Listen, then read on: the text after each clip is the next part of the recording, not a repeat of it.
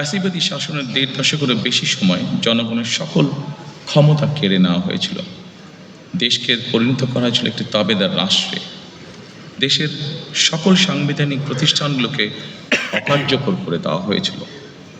হাজারো প্রাণের বিনিময়ে বাংলাদেশ ফ্যাসিবাদ মুক্ত হয়েছে। ফ্যাসিবাদ মুক্ত বাংলাদেশে আবারও জনগণের অধিকার প্রতিষ্ঠার সুযোগ তৈরি হয়েছে। সম্মানিত উপস্থিতিবৃন্দ, এবার বাংলাদেশ পুনর্গঠনের পালা। প্রায় ২০ কোটি মানুষের জন্য বাংলাদেশকে একটি গণতান্ত্রিক নিরাপদ রাষ্ট্রে প্রতিষ্ঠিত করার পালা। বাংলাদেশকে বর্তমান এবং ভবিষ্যৎ প্রজন্মের জন্য একটি নিরাপদ রাষ্ট্রে পরিণত করার জন্য বিএনপি কতগুলো সুনির্দিষ্ট পরিকল্পনা গ্রহণ করেছে।